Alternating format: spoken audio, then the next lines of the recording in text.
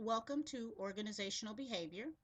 This is Diana Block. I'm your online instructor, and we are up to week 5 already. Welcome to week 5. And in week 5, we're going to look at concepts related to groups and teams, which are not the same thing. A group is not always a team, but a team is made up of groups. So let's look at chapter 9 and see what some of the information is about groups. A group is simply two or more people who are spending time together. They all experience some kind of emotional ties, some kind of common frame of reference, and they're behaviorally interdependent. So we have a group of people such as baseball fans. That's a group of people. They have the emotional tie of they all support the same team. They have a common frame of reference, which is that they want their team to win, and they kind of work as a group and behave in a group fashion. They behave interdependently. They buy the same hats and they support their team. And so that would be a simplest example of a group. You can have all kinds of group. You can have a church group or a neighborhood group, and so any group of people who meets this some kind of shared emotional tie, some common frame of reference is a group. Now, a different thing. Oh, let me move my slide up. Here we go. Started talking too fast. Now, a formal group is a group that has some kind of official designation by an organization. So when we're talking about a formal group, now we've got um, the homeowners association board. So the president, vice president, those neighborhood officials who've been elected to some office, and those people would make up a formal group.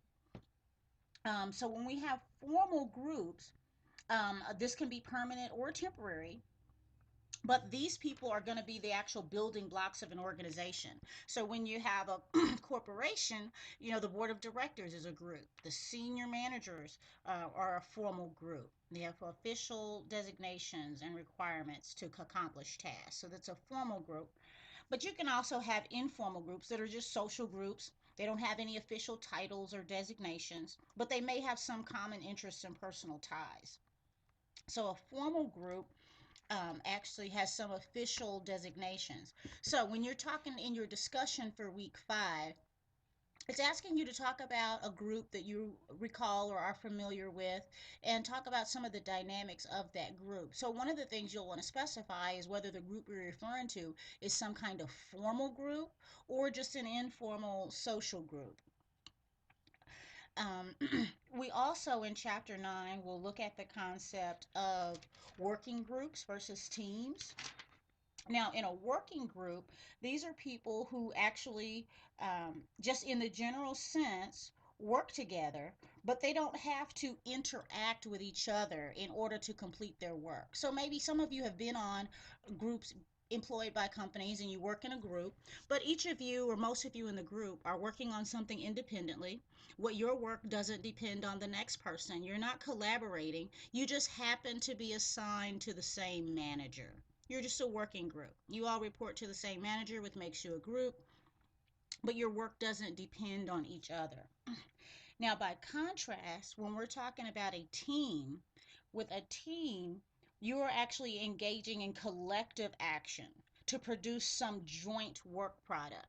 So you all report to the same manager, but it's more than that. You are actually interdependent with each other and you're all working on the same big project. It's just that each of you are doing a piece of it and you're having to work collectively.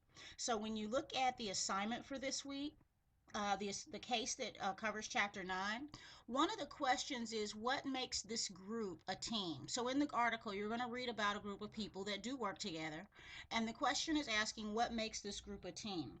So when you're answering that question, what you'll have to demonstrate in your answer is that these group members work collectively to produce some joint work product. That is what's going to determine if they're a team versus just a group of people that work together. So be aware of that. The definition of a team and what makes a group specifically a team is on page 243. So review that. Then also in this chapter 9, you're going to see the stages of group development. And you've probably studied this in other classes or seen this somewhere before. And so you may already be familiar with the stages of group development, which are forming. This is a stage where group members are kind of getting used to the task that you're trying to accomplish and clarify roles and things like that at the very formation of the group. Then in stage two, there's a period of storming.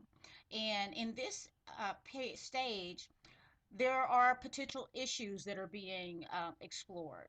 Maybe there's some unhappiness with certain roles. There's just natural conflict that occurs when you have a group of people working together. And in the storming phase, people have been put together in stage one and formed a group. So in stage two is where some of the conflicts and role questions are going to occur. In stage three is the norming stage, and this is where we've resolved our conflicts or moved beyond them enough to go ahead and demonstrate some cohesiveness. We've, through our conflict stage previously, we've created some standards and settled on roles and established some norms that are going to give our group some structure. That's the norming phase. So, which leads us into the performing stage, in which our processes have become a great tool for us and we're able to channel our energy towards our actual task. We have grown into our roles and become flexible and functional in those roles. And then often there is a adjourning stage of group development, and this is where the developmental work has been done and the group is basically wrapping up their project or task and when necessary allowing the group to disengage from each other. So those are the stages of group development, and those are the really important topics that you're going to read about, and there's a lot more detail within the chapter, so you'll definitely want to read all the way through chapter 9 to get more information about groups and teams. Let's look at chapter 10 while we still have some time. And of course, there are uh, extensive benefits to using groups and teams in the workplace, but there can also be problems with it. Teams are made up of people, and as we learned in early chapters, people have different personalities, different decision making styles, and sometimes that creates conflict. And so there can be issues with using teams. And it can even be a problem when a team is too cohesive. That can create top team problems as well. So when you look at some of the problems that can occur with group decision making, one of those problems can be the concept of groupthink. And groupthink is when people have a tendency to want to agree with each other. They're such a cohesive and dominant group that maybe the group ideas will override the realistic evaluations by the members. So we all as a group, we kind of want to think together and want to stay together because we're really cohesive. So we put up a united front, so to speak. And at the same time, we're sacrificing maybe more realistic answers to our questions. So that's the concept of groupthink, which can be a problem with team effectiveness. You also have a concept of social loafing that occurs in teams. And this is when there's a lack or a reduction in the motivation. There's less effort from individuals when they're in a group compared to when they work individually. Um, so when you have a group together, sometimes it will occur that people will loaf because there's a group that's kind of supporting them and they don't have to contribute as much because what the finished result is going to be is the group's work, not necessarily their own. Whereas if that person was working on their own and was going to be completely judged on only their own work, they would do a lot more. So this unfortunately sometimes occurs in college courses when students are placed into groups to work on a project. And a really good student who would normally do very well on their work, somehow because it's a group project, they don't do as much. They don't participate as much. They just let the group handle it. And so that's a concept of social loafing that occurs. And it can occur in the workplace also.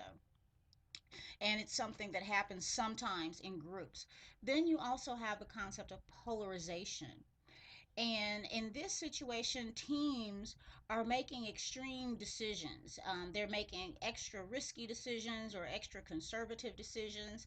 And they are doing this because they are receiving additional conscious confidence because of the group, um, or they're less willing to accept risk because they don't want to risk the group. So if a group is causing an influence where polarized, very risky or very conservative decisions are being made simply because the people are acting as part of a group, we call that polarization.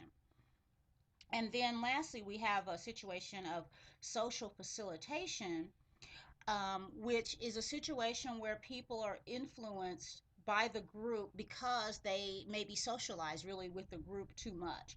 When if you've ever dealt with somebody who behaves differently when they're in front of or around certain other people, that's social facilitation. So a person's behavior, maybe their performance on the job, their level of commitment or non-commitment changes when they're around or in the presence of the group.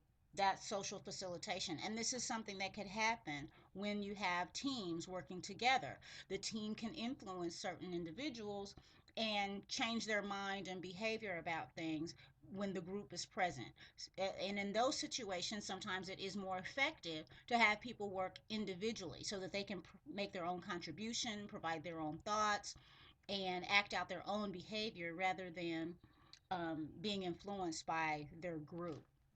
So that's some of the problems that can occur with group decision making that our textbook addresses. Now, within the groupthink issue, there are additional characteristics of groupthink that we can go into in detail. And so the second half of my slide here is concepts or characteristics that demonstrate the concept of groupthink. So as you can see, there are several items there. And when you get to the homework problem or assignment for chapter 10, um, one of the questions is going to ask you about some of the problems that may be occurring within this team. And then the second question is going to ask you specifically about groupthink. And it's asking you what are some of the characteristics of groupthink that you believe are present in the team that's being described. And so when you answer that question about groupthink specifically, they're asking you which of these items applies to this team. And so there's quite a list there. There's 8 items. So you'll go through, it's on page 268 and 269, where it talks about each of these: illusion of vulnerability, collective rationalization, etc. And so you'll identify based on what you read in the article which of these you think the group is engaging in, the team is engaging in. So lots of great information about teams and how to keep them effective in chapter 10. So I will leave you to that. We've been 13 minutes on this video. Try to keep them short. If you do have any questions, though, feel free to email me, and we will also talk in the discussion area this week. Have a great week.